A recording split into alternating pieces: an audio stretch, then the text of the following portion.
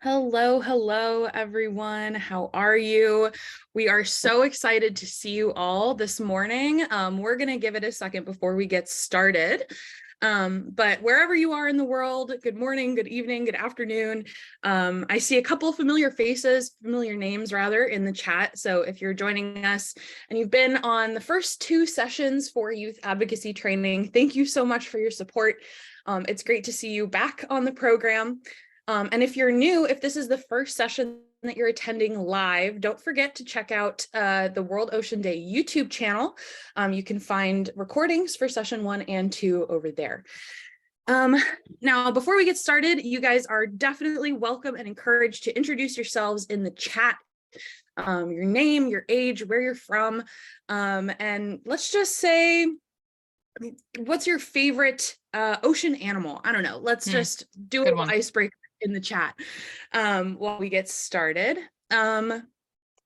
Today's structure of the session is going to look very familiar to those of you who are also on session 1 and 2. Just a quick introduction, then the presentation, and we will have time for some Q&A at the end of the session. So as we're going through today's presentation, if you think of any questions, feel free to drop those in the chat, and also use the Q&A feature here on Zoom. And then we have a couple of announcements at the end.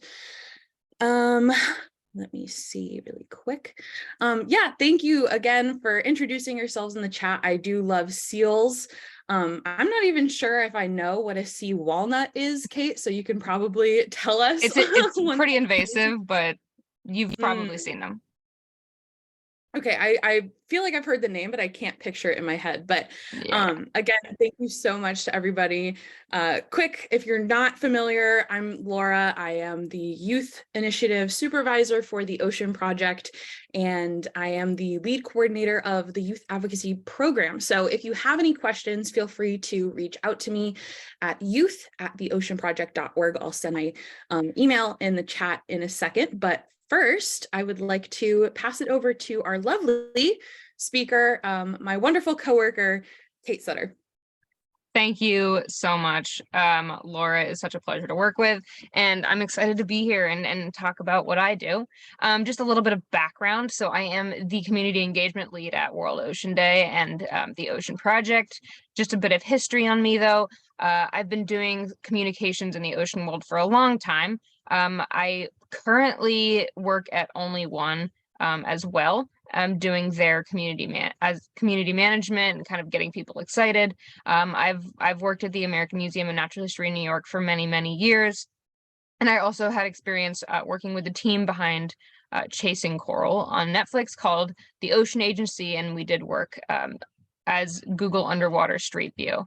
Check it out. You can do virtual dives under the water on Google Maps. So I'm excited to be here. I am the leading force behind the social media on World Ocean Day, as well as Only One. So I'm used to talking about different subjects, getting things out there for the public, and just overall ocean communication, but I actually like ocean communication better. So, you know, you came to the right place. I'm excited to talk about my work. All right, so just a little bit of an agenda here. I'm going to talk about fluff posts. You're going to get the definition there, and then something called call to action posts. I will say CTA posts sometimes, and just as like a little definition for you, it's basically a post that's asking someone to do something, and that can be reading something. I'll have examples there, but if I say CTA post, we're going to go into that. I'm going to talk a little bit about branding and consistency there and the importance of that, and give you some examples. And also I've added some accounts that I find inspiration from, and I'm hoping that you guys can as well. So we're going to start off with fluff posts. Then I have a whole bunch of examples on the next page, and basically fluff posts in my head are posts without any call to action. So it's just for a viewer's pleasure, right? I'm going to speak specifically on social media here. I'm always happy to answer questions on more general email lists, newsletters, etc. But I think because social media is such a driving force these days, it's really important. I always am asked like the ratio. So fluff posts are fun ones, and examples are here. Laura, if you hit the next slide. you're going to get a list of like reels. So this top middle is just a reel of a dolphin doing some crazy things in the wild.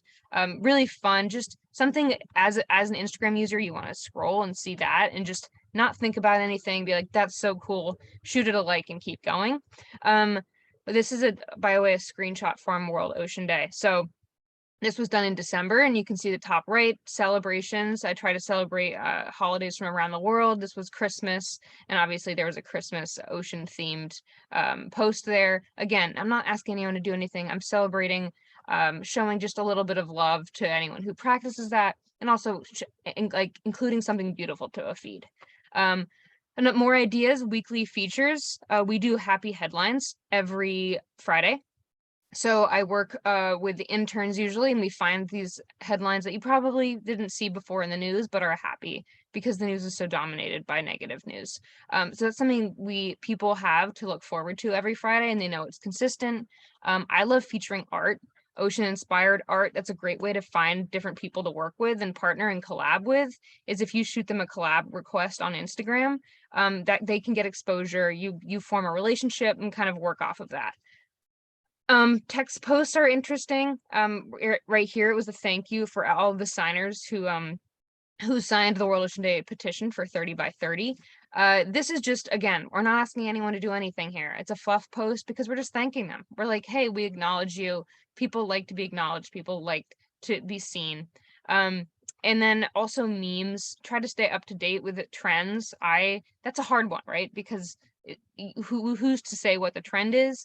I'd use trending audio on TikTok, Instagram, etc. If people are getting on this meme, if the meme is blowing up, try to be a part of it. People like to see fun, have fun, be creative, etc. So you can see here there's a super wide variety of what I call fluff posts. It's really important. You don't want to have a feed that's constantly every single post asking someone to do something or promoting an event, because no one's going to follow that, because it's actually not terribly fun to see on your feed all the time. So, take this into mind. I do want to just flag, if you use photographs, make sure to give credit where credit is needed. You don't want to become the bad guy on social media to be like stealing photos. And also, if you give credit, it's just a great way to meet people, to meet like-minded accounts. They want to work with you more, etc., etc. So that's fluff posts. Next up, we'll go in to call to action posts. So I just mentioned this a little bit ago, but again, it's basically a post that's asking the viewer to do something. So this right here is another screenshot from World Ocean Day, and this is an example of Giving Tuesday. Now, Giving Tuesday is asking for people to donate, but it's also a great example of a time where you can put together a campaign asking, something that's kind of uncomfortable sometimes, is asking for donations, but you want to make it fun. So you can see I've sprinkled them in fluff posts. You don't want to do back to back to back to back. It gets overwhelming and people will probably unfollow or become disinterested in your content. So I'll make sure I sprinkle it through. Ideally, I think I started 3 weeks before Giving Tuesday here. So I kept it branded, which I will also get into, but I also made the campaign kind of fun, right? So if you give $5, you're funding a social media graphic. So, someone actually has the idea of what they're doing.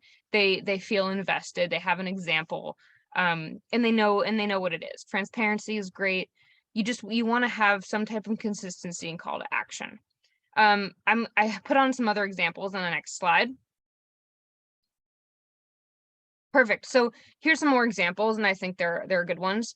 The middle one is World Ocean Day. It's something I created. We're asking people this year for the World Ocean Day call to action. Our conservation action focus is to take part in a survey. But instead of just putting the link on the survey, you want to make it beautiful where people stop and read it for a second. So you want to make it a fun graphic. I'm using my branded colors here. So hopefully the viewer will stop and be like, I know that's World Ocean Day because that's their colors. And then again, you can use emojis in the caption. It's something that people recognize and notice and will make them pause on their screen. So something I think that's really important is when you're scrolling through Instagram or Twitter or whatever platform you use, what do you stop at? And if you can take a second to be like, whoa, I paused right there. Why did I pause? And usually it has to do with imagery. Great imagery works, colors work, movement. I think video right now is taking off, especially compared to statics. So think about that when you're creating content. If you have an event, make it, I know Canva is a great resource. You can animate your static images, just to give it some movements. Then the person will pause and want to read what you did. So I'm hoping here in the middle post that someone pauses, they read the survey, they have an answer, but they actually want to click it. So they'll click the link, which I made pretty obvious in the caption. Yes, Canva Premium is free. Actually, Laura, go back once more. I'm going to go to a few more examples of what a call to action post is. Over on our left, it's defend the deep. They want to stop deep sea mining. I think this is great because it stops me, at least, because it's like an animation. It's also, a fun graphic that's not overly complicated. I get the point. And then at the end, they have a space and it says join us in calling on the government to stop deep sea mining with a link. So it's short, it's sweet, it's the point. I, as a user, if it stopped, I'm like, oh, I want to stop deep sea mining. I'm going to click the link that's right there for me. Just a few more. Coral Gardeners up top right. This is a CTA. You're going to be like, what's the CTA? It's just some beautiful photos. They actually say stay tuned. So they're just trying to give you a preview of a call to action, which is really smart because you're now invested. You want to go back and you're like, whoa, those are great photos. And I can't wait to see what they do. And usually they'll come back and post another post on the subject and ask you to take action, visit their site, etc., etc. So I think this is a really creative way to get people invested and wanting to come back. And then last, one more time. No worries. Okay, so lastly here, it's for an event, right? Inca actually did a video talking about the event itself. I think that's another great way to actually get people to do things because it's using a trending medium, which is video, and getting people excited because they want to click and listen to it, and just overall click into the original tweet. So she did retweet, but she is in the video. Another interesting way to call to action. So with all this said, it's really important to figure out your cadence of asking your viewers to do something versus just kind of having fun and brainless activity. So that's fluff versus CTA. I think my secret little ratio that it's not so secret now is usually, I'm going to say like 70%, 60 to 70%, you want to be fluff. You want people to become invested and follow your account because it's just beautiful things, informational things. Infographics can be fluff. And something that people want to come there for. And then the other percent, right? So it's gonna be 30-40%, have something that have your users actually take action, sign a petition, do whatever you want, use that as a way to actually move your audience forward, to whatever you want them to do. There's no actual no, you're good, Laura. You're fine. There's no actual real percentage ratio that's correct. That's kind of what I've found to be works for me. If you're just a person trying to have fun and show off what you know, skew that. And maybe once a week you have something, a call to action. Don't feel like you have to find something to really convey whatever you want to convey. Have fun with it. It's just social media. People are there for fun. They're not there as part of their job. Amazing. So I'm going to carry on and talk a little bit about branding. Branding is important because you want to get people to know that it's you. And ideally, they know it's you before they read the content because they're familiar with your work. And maybe it's a filter that you always use. Maybe it's a style or a color, which Laura, next slide would be awesome. Yeah, or a color. Here's an example of World Ocean Day assets that I have created. Immediately you can see the colors that World Ocean Day branding is, right? So when someone scrolls or finds a pamphlet like this event planning toolkit, they'll be like, oh, that's World Ocean Day without even seeing the logo. That's kind of my ultimate goal. Obviously, if you're new to World Ocean Day, you wouldn't know that, but over time you get accustomed to that. So the colors here are all fairly similar, if not the same. Also, we use the same font all across our work. There's an occasion where I use a different font just to make people stop and actually read it. But for the most part, it's the consistent font. And then also size of things. So I try to keep keep the font size fairly big in this branding. Just something to think about if you do use text. It's nice not to have 800 different sized fonts across your work. Just keeps consistency there as well. And it looks beautiful, right? Because you want to, whatever you're trying to communicate, it's super great if it's beautiful as well. Next slide. Now, this is my other account that I manage, and you can see here, and this is just a screenshot of the Instagram feed here. Same thing, right? There's a consistency to it. We have the same font across. People can recognize that font, and also there's a bright purple color. So only one is trying to get people to recognize that color as only one. And the trick there is to just do it again and again and again. And if you choose not to do this on your personal account, totally fine. I know, just as someone who works in this field, and if you want to get people accustomed to it and acquainted to it, it's a good habit to get into. Just like if you recognize the Coca-Cola logo from anywhere, right? And even if you didn't know, like, even if they took the word Coca-Cola out, you would recognize that logo just because of the consistency they've used it at. Just great practice to do. It makes things look pretty again. And if it looks pretty, people will stop and actually read what you're saying. Perfect. Another last example, I think, of branding I found on YouTube. YouTube's also underutilized by a lot of people. It's one of the biggest platforms. Yes, it does take a lot of time to make great content, but it's also longer form content. So if you're not into TikTok and you're like, I don't want to make a 7-second video, with my face on the screen, which is a big thing right now, and instead you want to make a example 30-minute video, that's really interesting, kind of a deep dive on something, YouTube's probably your place. Again, we can talk about platform of choice. Instagram is very big right now. TikTok's huge if you're into videos. You don't go to TikTok to look at still photos, or you don't go to TikTok to read text, although it's becoming more popular where you pause on screen. But beside the point, this is a great example of branding. When you scroll, oh, you see that yellow border and that font, MailChimp. They clearly have a branding team. It's awesome. This also similar colors, lighting. It's nice to look at. And all of a sudden I want to learn how to create bookable appointments. Who knew? Just because their branding's beautiful. So again, consistency is key to keeping people on board.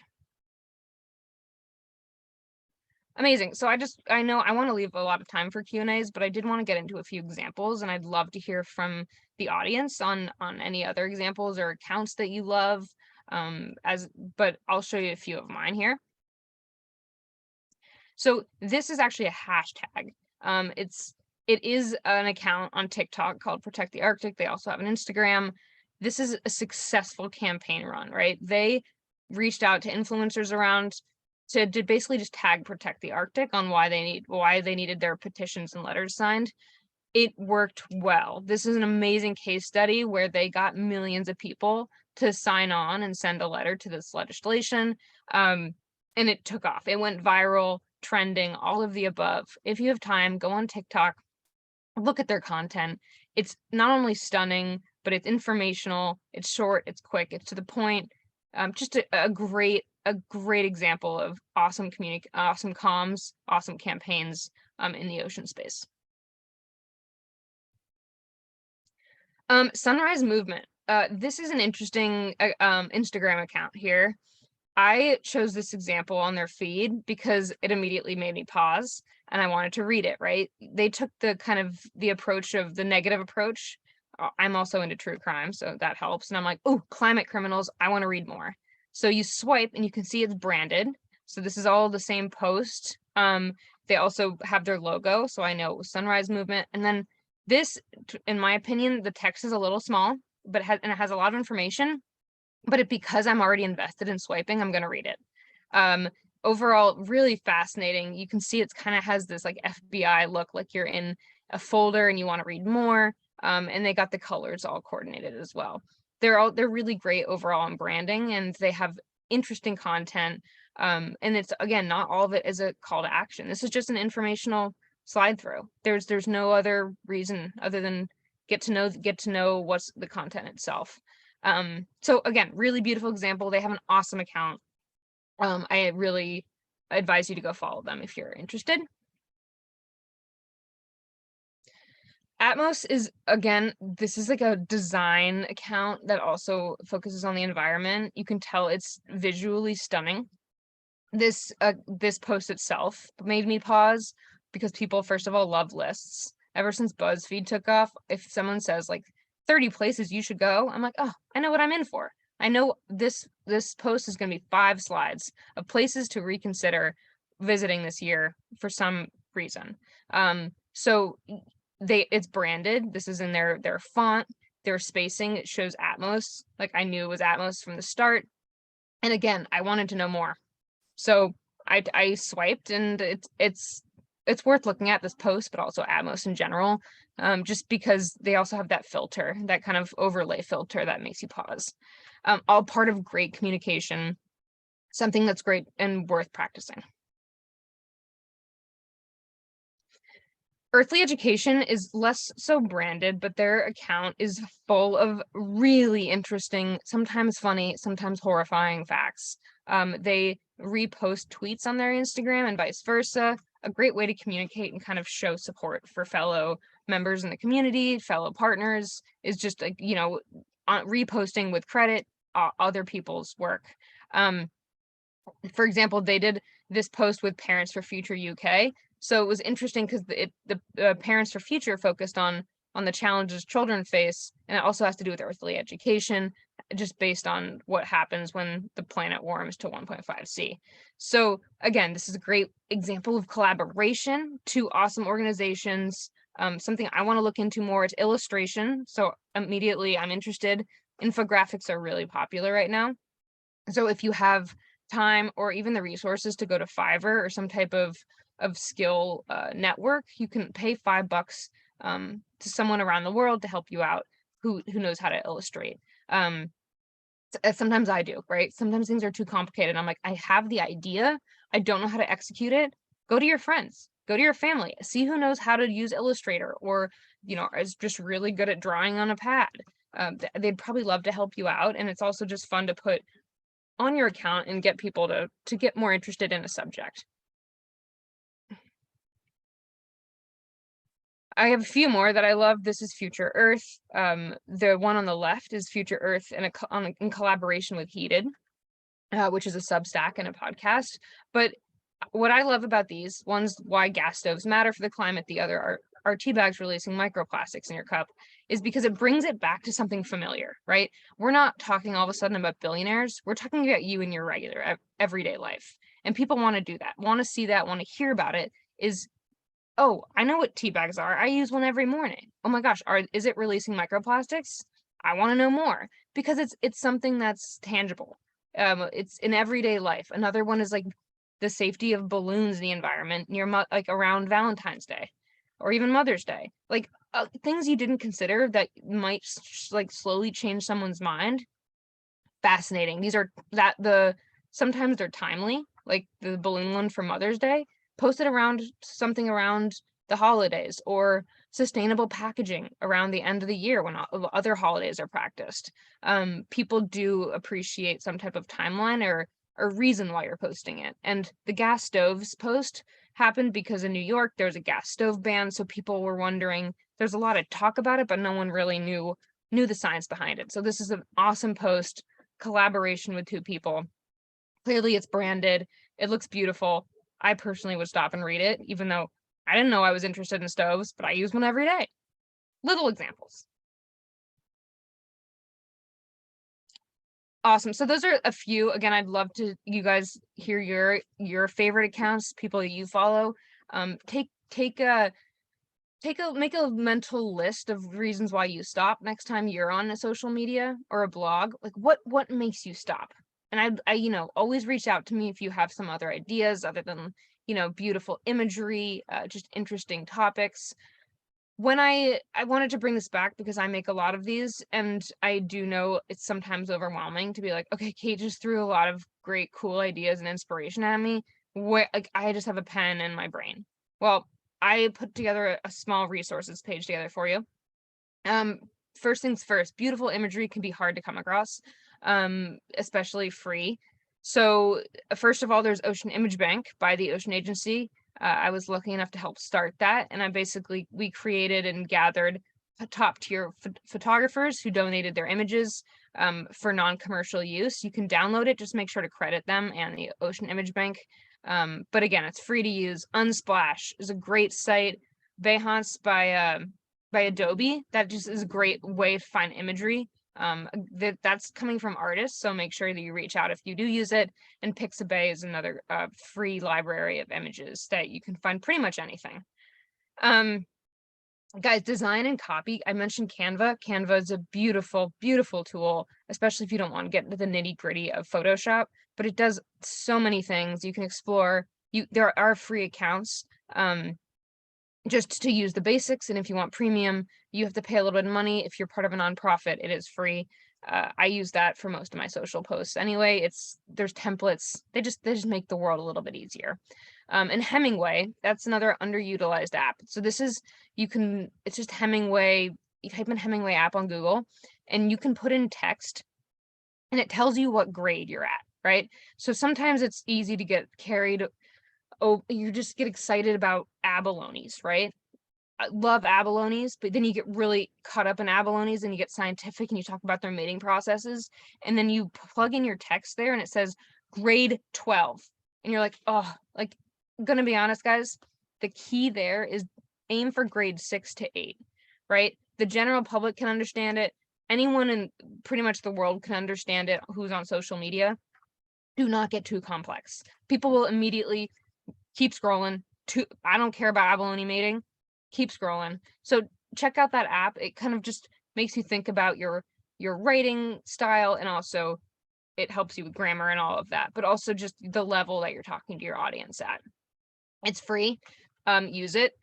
And then for social media people who don't want to post every day and they're like, oh, that's exhausting. No way. There are automated planning tools, and you can also look at analytics with Buffer, Hootsuite, and UNUM app. So check those out. All totally worthwhile. I've done this for years and these are kind of my top faves, so I like sharing them. And then of course, there's the World Ocean Day social media toolkit. The team puts out a toolkit every year for especially leading up to World Ocean Day, and you can use all of those assets for free. Download the logos. I'm always also available on email if you need help. You're like, Kate, I need some help, going this way. Feel free to email me. I'm sure Laura can put my email in the chat. I'd love to help. We have a whole bunch of different resources on worldoceanday.org. Just ideas. We have planning toolkits, just sample communications on, let's say someone asks you that something about climate change, and like, I don't know how to answer this. We have answers for you that are, grade 6 to 8, not too complicated, but get the point across.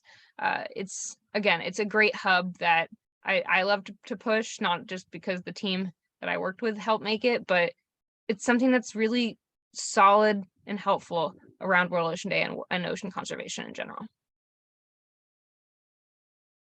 Amazing. So I know I just threw a ton of information at you.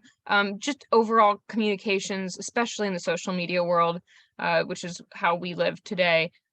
Feel free to shoot me any questions in the chat. I'd love to kind of have a conversation and give you guys tips and tricks with my experience.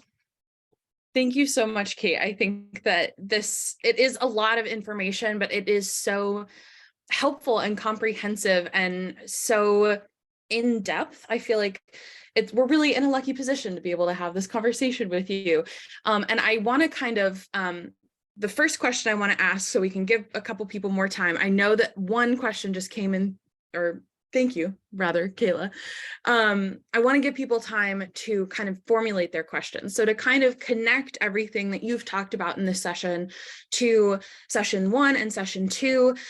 Session 1 talking about these amazing case studies that these young people have done in their communities, and hearing a little bit about the way that they use social media in those campaigns. And then session 2, talking with our World Ocean Day Youth Advisory alumni, Joe, about our conservation why and how we can really narrow down on our mission statement and our conservation goals and kind of how social media plays a role in all of that. So I think to get us started with this Q&A, what is like, why would we use social media in the first place? Let's make it that easy and broad. Like, what is the purpose of utilizing social media to further your conservation goals?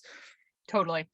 So the big thing here, and this is like a self-perpetuating thing here, is that there are so many people on social media, right? So it's kind of the same idea as why people go to conferences, because other people go.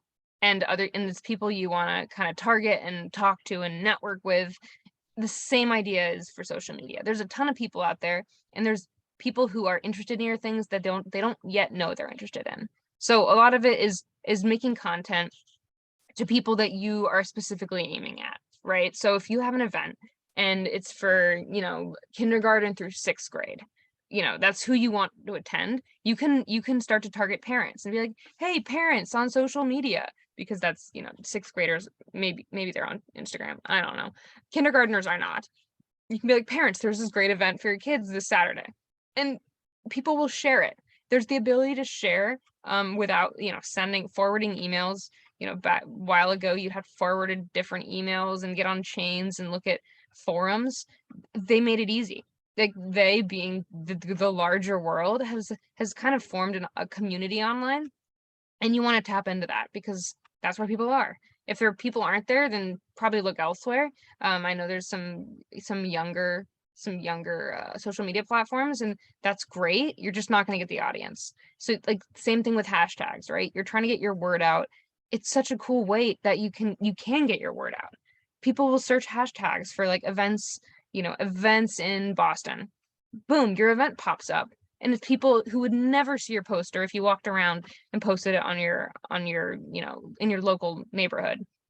So it's just a way to find a greater reach, connect with people around the world. There's no borders in social media, which is crazy to think about, right? Because I can't go across the ocean and promote my event. You can just post it on social media and ask people and tag the locations and share it with people in there. So it's kind of a beautiful thing. I hate to love it, love to hate it. But it is where people are. So it's marketing. It's you got to work with the world we live in, and it's a beautiful tool. It is a beautiful tool. I definitely agree. And it's such a unique tool. And that, like you said, there are very limited borders with social media. I want to address these 2 questions that came in from Sakshi and Canton. Apologies if I mispronounce your name. Sakshi asked, how do we batch content, especially when we were just starting out? And Canton asked, what is the best way to go about starting completely new? So if somebody has never done a campaign on social media before, what does that process look like? Because you want to build the audience, but you also want to really nail down the content. So what would that process look like? Yeah, so that's a great question. Starting off new can be tricky. Do not be intimidated. The biggest thing here is start posting and posting frequently, like at a normal cadence, at a normal time frame of like once a day for maybe a month or so before you like start pushing yourself. Because think about it this way: when you find a new organization, you click and they only have 1 post. All of a sudden, not interested because you're like, I don't know what they're about. I don't know how they post. So I can't subscribe because I don't know if I want that on my feed. So make sure you have a scrollable feed already before you really launch. Yes, you're not going to get any likes or shares on these beginning posts. That's totally fine. Normal. You're new. Like, give yourself a little bit of a break, but you start to build that and then invite people in. You cannot invite people in when you do one or 2 posts, because immediately they're like, this person just started and they're going to forget about it, because a lot of times that does happen. So you take it easy, be patient with yourself. Then always think about branding. Start branding from day one. You want to get people used to it, familiar with your work, etc. I know it seems silly, but it's really something important to think about. And then also go onto your platform already with a voice. You want people to start to kind of see your communications as a person. You are a person. who with a very specific message, a tone, a voice, just considerations that you don't want to go in and be like, I'm just going to type this, it's kind of sassy today, and then the next day you're someone different. People are like, I don't know what I'm going to get the next day, so I'm not interested. Consistency, and then patience. You're not going to get 10,000 followers or 800 likes, shares in the first week. No one does. Everyone starts with 0. So, and then just get creative. And again, big one, don't start pushing it until you have, I'm going to say like 20 to 30 posts.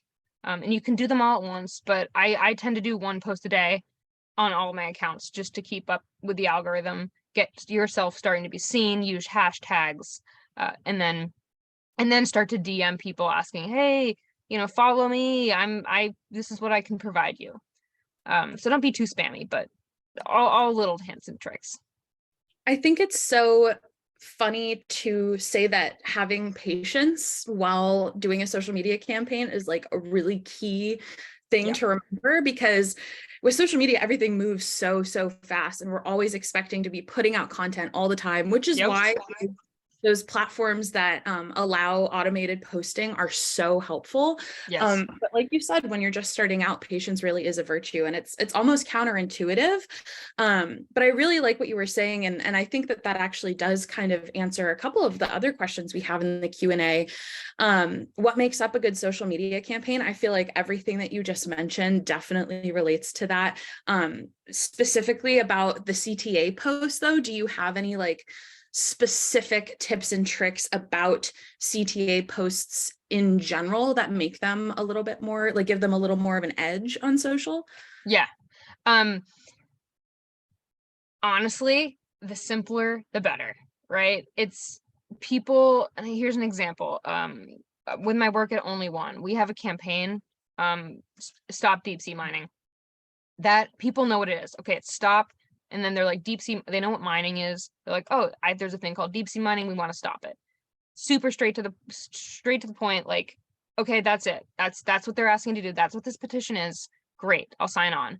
Then it gets a little more complicated. So like when there's even 30 by 30 can get a little complicated, right? So you have to explain what 30 by 30 is. Then you have to have policies. Not saying we shouldn't do it. I'm just saying it's more complicated. So it's harder to sell. So if you can find a way for your campaign to be bare basics, this is what I'm trying to do. Example, stop octopus farming. Okay, like sign me up. I don't know the details of it. I'm in. Let's stop it. So it's just an example of like, imagine you're explaining it to a 5th grader. What would they say? Keep that wording. Don't overthink it. Be creative. Think again, use ideas that made you pause on social media. Sometimes really good memes make me stop and make a meme. Like, give yourself that creative, allow yourself to be creative and have risks. Some posts, what you are going to do on your campaign are going to suck, and not suck because they're bad. It won't pick up. People won't like it. And that's okay. That's called social media. That's part of the game. It does not mean you failed. If that meant I failed, then I need to get out of this job, because it's just you can't go viral every day. So be easy on yourself. Be simple. People are fairly simple, and they don't want to spend a lot of time trying to figure out the details of what you're trying to say. That's what it comes down to. Yes. And I love that you brought that up.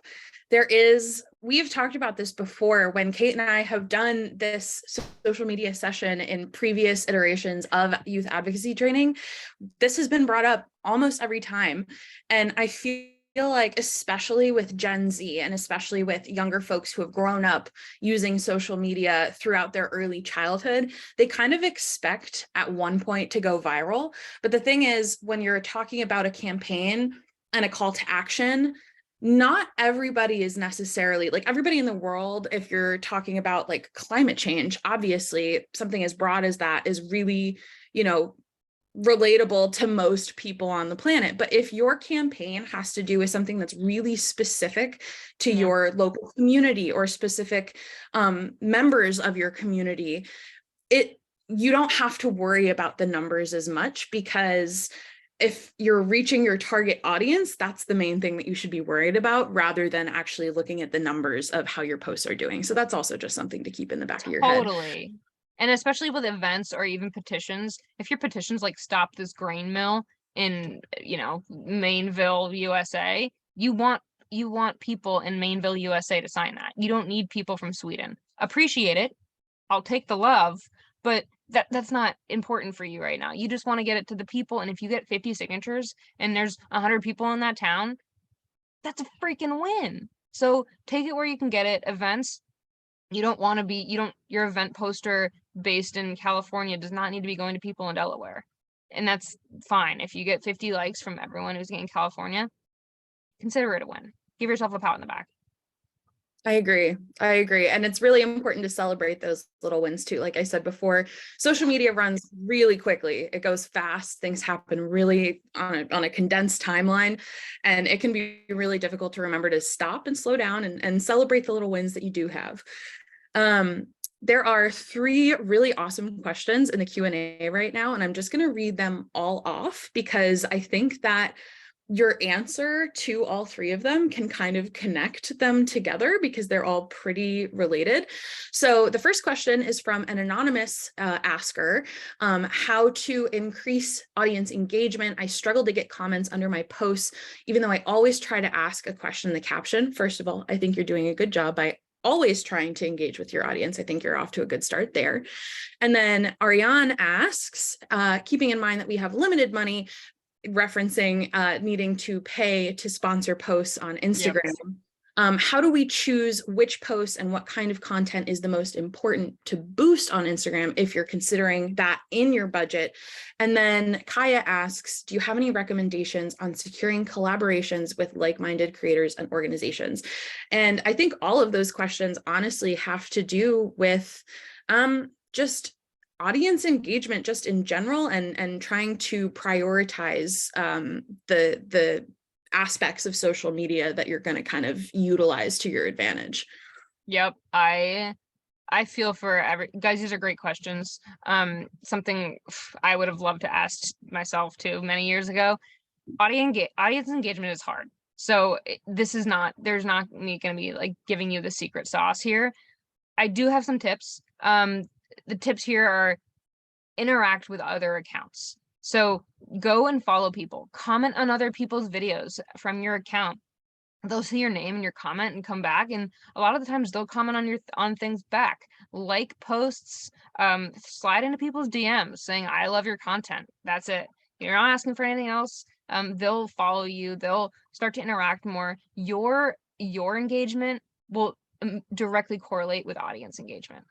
So if people do comment, make sure you like their comment and then respond to them as you. Say, thank you so much for your comment, or oh, I so agree. Always ask questions in the caption, like, or even tag your friend who'd want to go here if it's a beautiful place. There's little tips and tricks. Do use the features on Instagram stories as well. Polls, links are great. Just ways for people to click on something. Give them that avenue, not necessarily comments. I'd love to keep chatting. I don't know the answer. Sometimes when I post, let's say, like really graphic images to show, like, talk about shark finning, people go crazy, right? Because they're like, it's a human response. I'm not saying post graphic things to get comments, but think about the content you're posting that will spark conversation, in a good or a bad way. Sometimes, like our good news posts, people comment on and they're like, I had no idea. And then we'll tag a friend, and that gets engagement going. And then it's kind of, you work off of that and keep going. So keep working, be kind to yourself, and engage with audiences who already follow you, and also hit that explore tab and engage with other accounts that you haven't hit as well. Now, the other questions I did want to hit on is what was it? Limited money. I again can relate. You can't boost every post. It's unfair.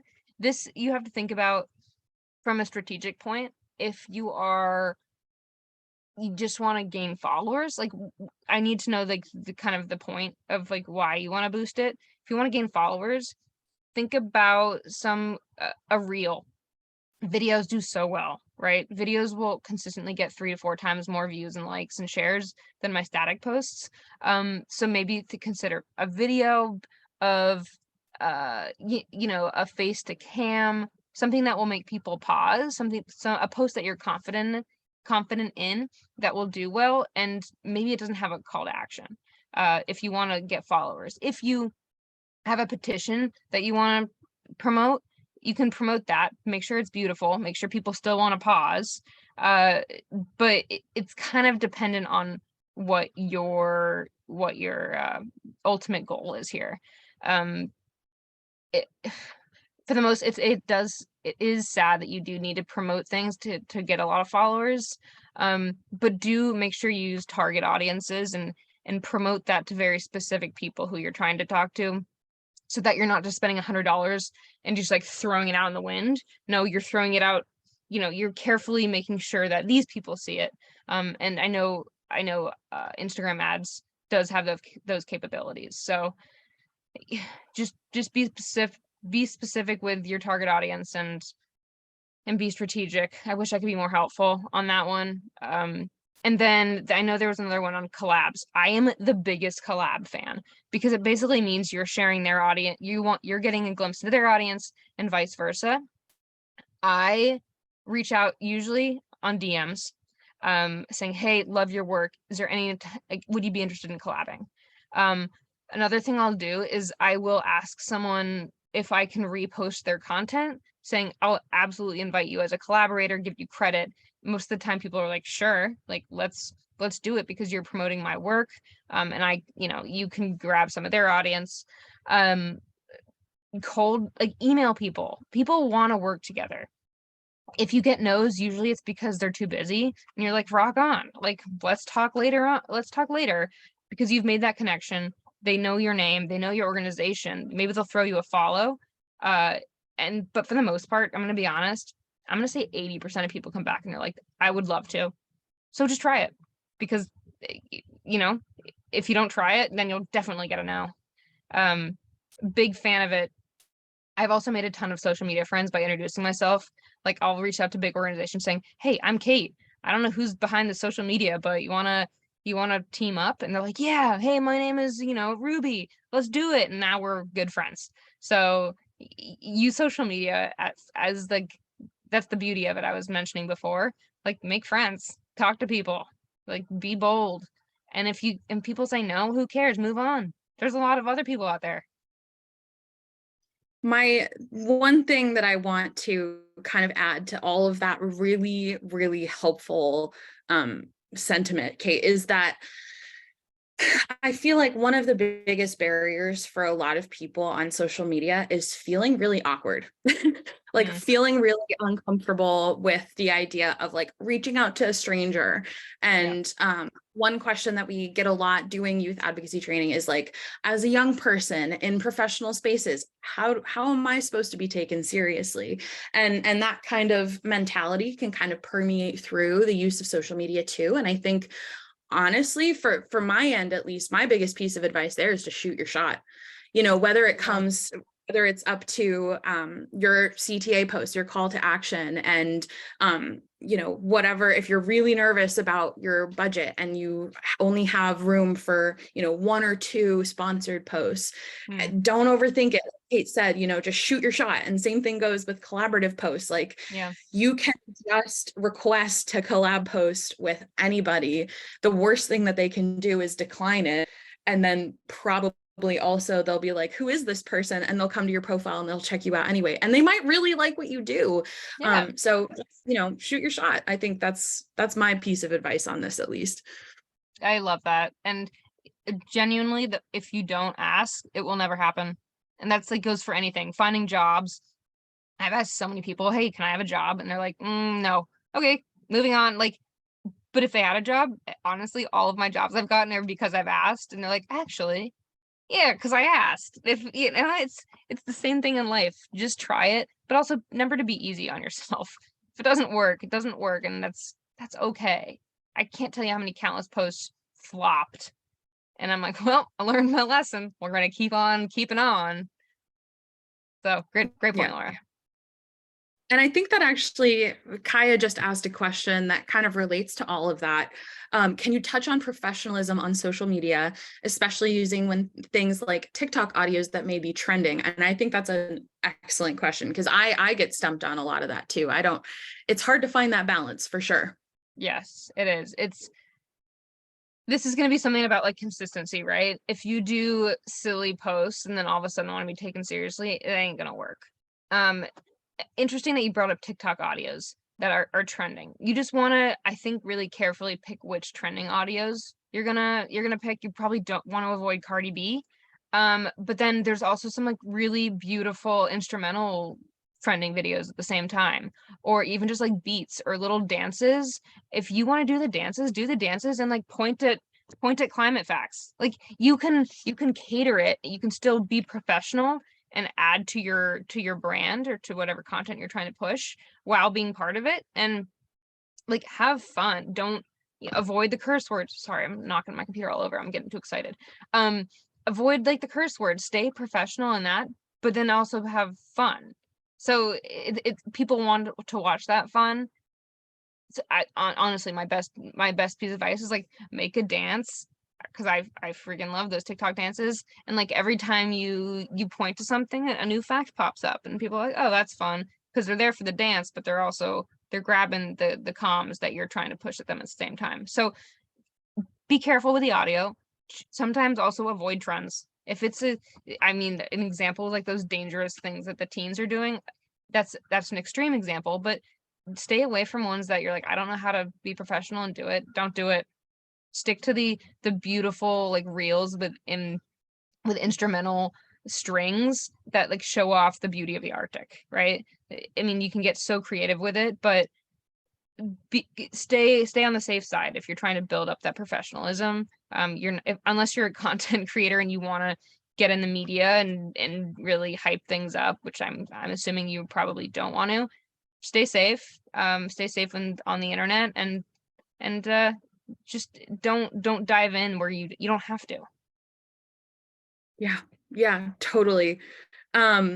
So we have one more question in the Q&A. It said, would it be okay if I at you guys in my Instagram story about this opportunity for youth advocacy training? Yes, that would be very kind of you. Thank you very much. We have about time for maybe 1, 2, 3 more questions if you guys have them. And then I have a couple of announcements kind of related to advocacy training and some of the other exciting opportunities that we have coming up. So Kate, do you have any, like, if we have any other questions, again, feel free to ask in the chat or in the Q&A feature, but to give you guys a chance to send those questions in, Kate, if you have any like last minute parting advice for young people who are just starting out. We've already kind of talked a lot about like specific kinds of advice and also broader kinds of advice, but it is, I think, worth talking about what it takes to persevere through social media and when you kind of have those not so great posts that kind of flop and what that kind of mentality might look like. Yeah. I just want to like point out this is a comms like advocacy training, but there's more to life than social media. And I flag that for the end because sometimes you get caught up and you're like, shares, likes, that's like how I'm doing well. Only this many people showed up at my event. Just remember to go outside, smell the freaking flowers, go enjoy the ocean. Like it seems like it's kind of funny that I'm saying it here, but remember that the life isn't all about this. And you can communicate this in person at your local libraries. It's not all about digital advocacy. Make sure you talk to your families about it. I think even the close-knit relationships, just get them interested in what climate change is, whatever you're interested in.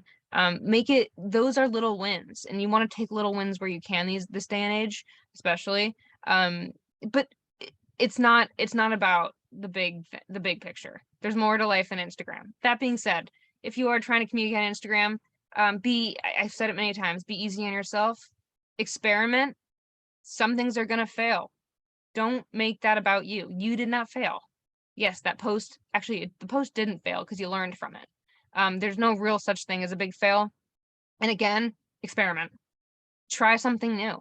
And again, it's all about trying. Everyone's just kind of seeing what works and what doesn't. Trust me, even the top brands are like, I wonder if this will work.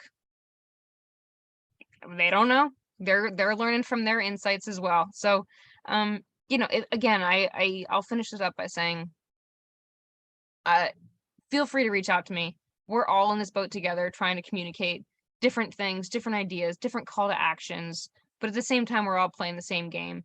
And I'm always down to collab with people, to come up with ideas with people, to just like, if someone needs another brain and they want help with the campaign, reach out to us at World Ocean Day.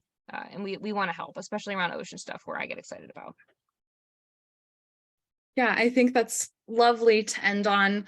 Again, we may have time for like one more question, but we're at the top of the hour now, so I am going to move on to announcements. Thank you very much, Kate, as always, for your insight and your knowledge and wisdom. And I hope that everybody has gotten something out of this session. And I know I always do every time we have this session. We've done it. This is, I think, our fourth time working on this session together. And every single time I kind of walk away with a new piece of like, I'm going to keep that in the back of my head for next time for sure. So moving on to announcements. Related to advocacy training, we have our final session for this program next Saturday on the 20th of May at 11 a.m. Eastern, 3 p.m. Universal.